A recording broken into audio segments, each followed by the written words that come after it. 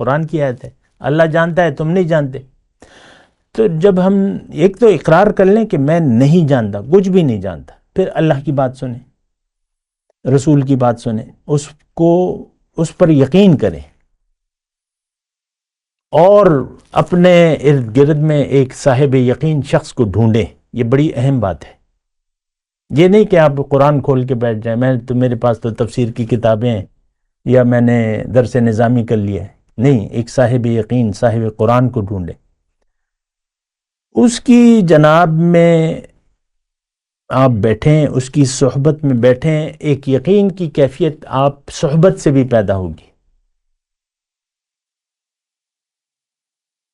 صحبت کے اثرات ہوتے ہیں، حضور صلی اللہ علیہ وسلم فرمایا ہے کہ خوشبو والے کے پاس جاؤ گے تو خوشبو آئے گی، اور کسی بدبو والے کے پاس جاؤ گے تو بدبو آئے گی۔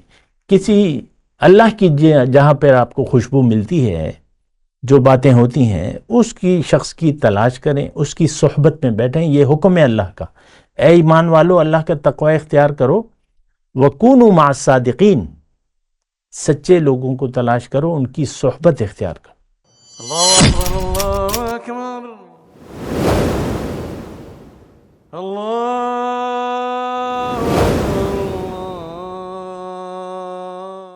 اعوذ باللہ من الشیطان الرجیم، بسم اللہ الرحمن الرحیم، اللہم صلی علی سیدنا محمد معدن الجود والکرم آلہ وسلم۔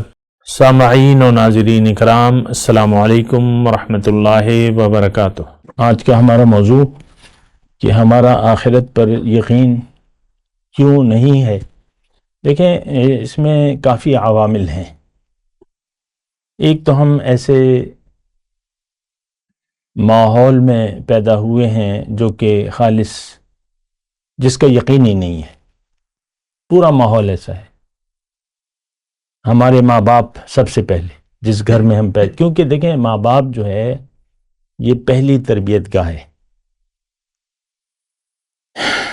تو جیسے کہ حضور صلی اللہ علیہ وسلم نے فرمایا کہ ہر بچہ اسلام کی فطرت پہ پیدا ہوتا ہے، پھر ماں باپ اسے جو بھی بناتے ہیں، جیسے ہوتے ہیں وہ خود ہی بنا لیتے ہیں۔ اور یہ تو ہمیں پتہ ہے، ہم مسلمان صرف اس لیے ہیں کہ ایک برائے نام مسلمان کے گھر میں پیدا ہوئے، اس لیے بس، اور کوئی وجہ نہیں ہے۔ ورنہ ہمارے اڑوس پڑوس میں ہندو بھی ہوں گے، کہیں سکھ ہوں گے آج بھی، تو وہ صرف اس لیے ہندو ہیں کہ ان کے ماں باپ ہندو تھے۔ باقی نہ ہندو، نہ ہم اسلام کو جانتے ہیں، نہ ہندو جو ہے اپنے مذہب کو جانتا ہے۔ ہندوؤں کی تو کوئی مذہب اور کتاب ہی نہیں ہے، وہ ایک الگ مسئلہ ہے۔ تو ایک بات تو یہ ہے کہ ہم ایسے ماحول میں پیدا ہوئے ہیں جو کہ صرف دنیا پر یقین رکھتا ہے، ایک رنگ ہے بس، دنیا دارانہ ایک رنگ ہے، اور بس اس میں ہم پیدا ہوئے ہیں۔ ہم ماں باپ ایسے تھے، ہمارا محلہ ایسا تھا، ہمارے محلے وہ سارا بستی والے ایسے تھے، سب دنیا دار تھے۔ قرآن میں ایک جملہ ہے کسی پیغمبر کے، حضرت سمود علیہ السلام کی قوم کے بارے میں، وَأَمَّا سَمُودُ فَهَدَيْنَاهُمْ فَاسْتَحَبُّوا الْعَمَى عَلَى الْهُدَى، میں نے سمود قوم کو ہدایت بھیجی تو انہوں نے اندھا رہنا پسند کر لیا ہدایت کے مقابلے میں، فَاسْتَحَبُّوا الْعَمَى عَلَى الْهُدَى۔ تو بہرحال پھر وہ، تو دیکھیں ایک تو ماحول کا اثرات ہے، ماحول کے اثرات ہیں۔ تو ایک وجہ تو یہ ہے کہ ہم جس ماحول میں پیدا ہوئے ہیں، اس معاشرے کا، اس ماں باپ کا، میں خاص طور پہ ماں باپ کا نام لے رہا ہوں، اس گھرانے میں آخرت پر یقین ان کا نہیں ہے۔ اور آج تو پوری دنیا ماں باپ ہی کیا، 8 ارب لوگ ہیں، کسی کا بھی یقین نہیں ہے آخرت پر۔ ایک وجہ تو یہ ہے۔ دوسری بات یہ ہے کہ انسان جب پیدا ہوتا ہے تو اس کی روح پر جسم غالب ہوتا ہے۔ ہمارے پاس جو جسم ہے، دیکھیں ہماری حقیقت تو روح ہے، لیکن جسم ہم پر حاوی ہے۔ تو جو دماغ ہے ہمارے پاس وہ محدود ہے، حواس خمسہ تک. وہ ظاہر پر یقین کرتا ہے کہ جو نظر آ رہا ہے اسے، یہ پیسے اچھے ہیں، یہ بیگم اچھی ہے، یہ بچے اچھے ہیں، مال اچھا ہے، یہ گھر اچھا ہے، بس اسی کی دوڑ ہے. میرے پاس نئے ماڈل کی گاڑی ہے، تمہارے پاس پرانی ہے. جو تو ویسے بھی ہم افسوس کرتے ہیں، کسی کی شادی ہو گئی، بچے نہیں ہو رہے، 10 سال ہو گئے، یا لڑکا نہیں ہو رہا، لڑکی ہی ہیں، تو ہم افسوس کرتے ہیں، چلو دعا دیتے ہیں، چلو اللہ تعالیٰ آپ کو لڑکا بھی دے. خیر، میں آپ کو یہ کہہ رہا ہوں کہ دیکھیں، ایک تو ماحول ایسا ہے اور ساری لوگ ایسے ہیں، پھر جسم ہمارا غالب ہے، عقل ہماری محدود ہے. اس کی جو بھی اس کی نظر میں چیز نہیں آ رہی، اس پر اس کا یقین نہیں آتا. بات تو میں نے موضوع میں یقین کی ہے، آخرت پر یقین. اب آخرت پر یقین کیوں نہیں آ رہا؟ کیونکہ ہم اس کو محسوس نہیں کر رہے. یعنی ہمارے حواس خمسہ میں نہیں آ رہی. نہ ہم دیکھ سکتے ہیں، نہ چکھ سکتے ہیں، نہ جو بھی ہمارے 5 حواس ہیں. تو ایک وجہ تو یہ بھی ہے، عقل محدود ہے. اچھا، پھر اب یہ 2 چیزیں تو ہیں. اس وجہ سے اگر آپ اپنی عقل سے کام لیں گے اور ماحول کو دیکھیں گے، یار سب لوگ دنیا دار ہیں، میں کون سا 30 مار خان بنوں. بعض لوگ یہ بھی کہتے ہیں سارا ماحول ہی گندا ہے، اور تم شرافت کی بات کر رہے ہو، ہمیں نہیں شریف بننا. ہم یہی شریف کا مطلب ہم بھی یہی دنیا داران. میرا بھائی کے بچے ایسے ہیں، میں نے بھی اپنے بچوں کو ڈاکٹر بنانا ہے. یہ مقابلہ ہے. اعلموا انما الحیات الدنیا لہو ولعب وزینت وتفاخر. اسی پر تفاخر میں کہ میرے بھائی کے بچے ایسے ہیں، میری بہن کی بچوں نے ڈاکٹر بن گئی ہے. تو یہ سارے ایک مقابلے کی دوڑ ہے، دنیا کا مقابلہ ہے ایک دوسرے سے. الہاکم التکاثر حتی زرتم المقابر. تکاثر، زیادہ کی طلب نے تمہیں غفلت میں ڈال دیا ہے، یہاں تک کہ تم مقبروں تک جا پہنچتے ہو. تو ایک وجہ تو یہ ہے تکاثر. تو یہ مختلف وجوہات ہیں، لیکن اس میں ایک بات ہے. وہ بات یہ ہے کہ انسان کو اللہ تعالیٰ نے عقل دی ہے، اور وہ عقل دی ہے کہ یہ کچھ شواہد دیکھ کر کچھ نتائج اخذ کر سکتا ہے، کچھ نشانیاں. تو یہ عقل میں استعداد موجود ہے. ایسی عقل کسی اور جانور میں نہیں ہے. ہم بھی حیوان ہیں، ایسی عقل کسی اور کے پاس. ہم نتائج، یہ سائنس دیکھیں اتنی ترقی کر لی، یہ نئے نئے تجربے ہو رہے ہیں، یہ ہو رہا ہے، وہ ہو رہا ہے، سولر آ گیا ہے. تو یہ کیا کہ آپ نے کچھ دیکھا، اس سے ایک نتیجہ اخذ کیا. نیوٹن نے کیا دیکھا؟ سیب کو دیکھا جو نیچے کی طرف آ رہا ہے، تو اس نے سوچا یہ اوپر کیوں نہیں جا رہا ہے، تو پھر وہ ایک قانون اس نے بنا دیا. تو عقل ہے ہمارے پاس. اس عقل کی رہنمائی کے لیے اللہ تعالیٰ نے پھر انسان کو یہ بتایا تھا کہ میں تمہیں دوں گا. یہ ہدایت کا ذمہ اللہ تعالیٰ نے لے لیا، کیونکہ اللہ تعالیٰ کو پتہ تھا کہ میں جو انسان پیدا کر رہا ہوں اس کو تو باطن کا علم نہیں ہوگا، تو باطنی علم میں اسے دوں گا. باطنی علم میں اسے دوں گا.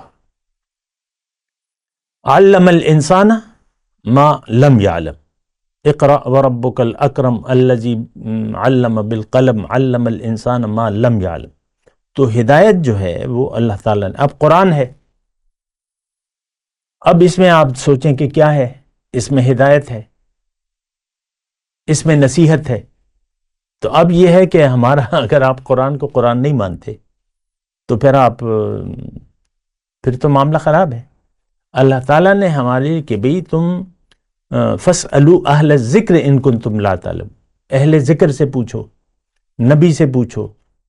اللہ نے کتاب جو نازل کی ہے، لَقَدْ أَنزَلْنَا إِلَيْكُمْ كِتَابًا فِيهِ ذِكْرُكُمْ. کتاب میں نے نازل کی ہے، اس میں تمہارے لیے نصیحت ہے. تو یہ دیکھیں بڑی سادہ سی بات ہے. النصیحہ، دین نصیحت کا نام ہے. الدین النصیحہ. تو پھر اگر انسان سوچے تو اس کو پتہ چل جائے گا کہ بھئی میرے لیے قرآن میں نصیحت موجود ہے. یقین کر لے کہ ہاں جو اس میں لکھا ہے وہ سچ ہے. آخرت ہوگی، قیامت ہوگی، مجھے دوبارہ اللہ تعالیٰ زندہ کرے گا، اپنے سامنے کھڑا کرے گا، مجھ سے پوچھے گا. فَلَنَسْأَلَنَّ الَّذِينَ أُرْسِلَ إِلَيْهِمْ، یہ باتیں تو ساری لکھی ہوئی ہیں قرآن میں. آپ یقین نہیں کرتے تو اس میں مطلب کس چیز کا قصور ہے؟ ہدایت موجود ہے، اللہ کا حکم، اللہ کی نصیحت موجود ہے، اور رسول صلی اللہ علیہ وسلم کی ساری باتیں موجود ہیں، تو اس کو سننا چاہیے. قرآن میں لکھا ہے کہ استجیبوا للہ وللرسول اذا دعاکم لما یحییکم، زندہ ہونا ہے تو اللہ اور اس کے رسول کی بات کو سنو اور مان لو. تو جس نے بھی اطاعت کی اللہ کی اور اس کے رسول کی، من یطع اللہ ورسولہ فقد فاز فوزا عظیما. تو یہ سارا جو ہے یہ بڑا آسان ہے. یہ دیکھیں، انسان بیمار ہوتا ہے، ایک بات میں عام مثال کہوں، بیمار ہوتا ہے، شدید بیمار ہوتا ہے اندرونی کوئی بھی، یہ وہ سر درد وغیرہ بخار کی میں بات نہیں کر رہا، ایک بیماری لگ جاتی ہے تو جس کا نتیجہ ہلاکت ہے، تو یہ خود سے جا کے دوائیاں لے گا کیمسٹ کی دکان سے کہ بھئی مجھے محسوس ہو رہا ہے شوگر، میری شوگر اوپر ہے. ڈاکٹر کے پاس جائے گا، کسی قابل ڈاکٹر کے پاس جائے گا جس کی فیس بھی بڑی بھاری ہو، اچھی جگہ جائے گا. پھر اس پہ تسلی نہیں ہو گئی، دوسرے کے پاس جائے گا، تیسرے کے پاس جائے گا. تو یہ اسی طرح اللہ تعالیٰ ہمارا حکیم ہے، حکیم کا لفظ ہے نا، علیم حکیم، اور رسول بھی حکیم ہے، جاننے والے ہیں. اللہ جانتا ہے، واللہ یعلم وانتم لا تعلمون، قرآن کی آیت ہے، اللہ جانتا ہے تم نہیں جانتے. تو جب ہم ایک تو اقرار کر لیں کہ میں نہیں جانتا، کچھ بھی نہیں جانتا، پھر اللہ کی بات سنیں، رسول کی بات سنیں، اس پر یقین کریں، اور اپنے ارد گرد میں ایک صاحب یقین شخص کو ڈھونڈیں. یہ بڑی اہم بات ہے.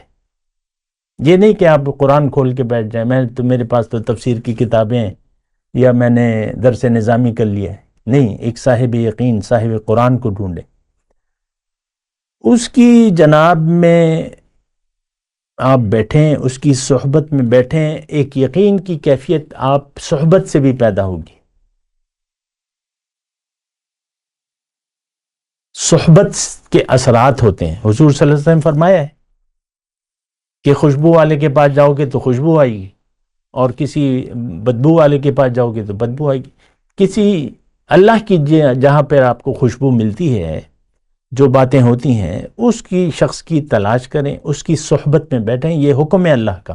اے ایمان والو، اللہ کا تقوی اختیار کرو. وَكُونُوا مَعَ الصَّادِقِينَ، سچے لوگوں کو تلاش کرو، ان کی صحبت اختیار کرو.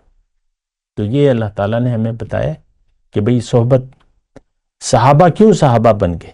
حضور کی صحبت ملی انہیں. اسی طرح آج قیامت تک یہی طریقہ کار ہے.